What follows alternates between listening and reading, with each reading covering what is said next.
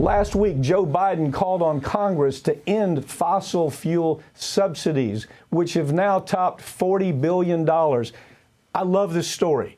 He says, I'm going to do something about climate change, and by golly, he's doing it. He closes down the pipeline, the disastrous pipeline. Now he comes and says, we're giving all this welfare to the fossil fuel industry, and we have to stop. This is what makes a president great. OK, this could be his legacy. Right. And this is an issue that Obama wasn't willing to touch at all, going after the subsidies.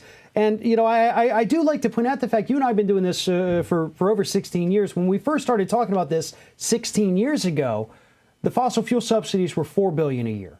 A couple years after that, it moved to 7. Then it moved to 12. Now we're at 40 billion a year, an increase of 36 billion in 16 years. This has to stop. This is gluttony. You understand that's primarily subsidies. That doesn't really build in the tax loopholes. It doesn't build into all that money offshore, hundreds of billions of dollars offshore.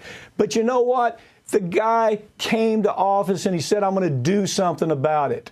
And by golly, he's doing it. That was my biggest disappointment with Obama. Obama was going to come in and he was going to clean up Wall Street. Remember? Yeah. Everybody was going to be arrested for what they did in the burn down. Didn't do a thing. This guy, Biden, comes in and, buddy, he's hitting the ground running. I just hope he keeps it up because it could be a great legacy for this presidency. And so to me, that means something. That really means something when a president makes a promise and the first thing we do is we see him actually doing it. I hate his appointments. Right. I hate his appointments to the cabinet. But this makes up for a lot right here. It really does, because what we're finally seeing is some action, not just on the issue of climate change, but on the issue of, in general, moving the country forward. Because that's what has to happen with the fossil fuel subsidies.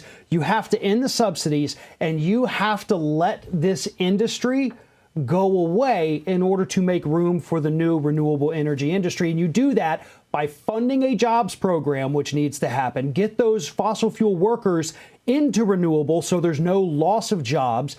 You can do this in a smart way, and Biden so far is moving the right direction to make that happen. I think he's going to do it. I think what he's going, you know, we heard the comments, oh, gee whiz, the pipeline shut down. What, we lose 100 jobs, maybe, if that. This thousands of jobs is all smoke and mirrors. It's not thousands of jobs. These folks that move out of the fossil fuel industry, they may not make as much at first. It's not going to be a high-paying job at first, but when the infrastructure is put together, it will be. And I believe this is a president that, you know, he's got John Kerry up there. Kerry is committed to it. Yep. I'm just liking everything I'm seeing about this with Biden, and I just pray he'll have enough sense to keep it up and don't get sidetracked with all the Wall Street appointments that we're seeing him make to this cabinet right now. Well, you know, and another thing these workers need to understand, too, if you leave the fossil fuel industry to go into, you know, solar, you don't have to worry about your workstation blowing up in the middle of the day like we have seen with the refinery explosions and the oil rig explosions.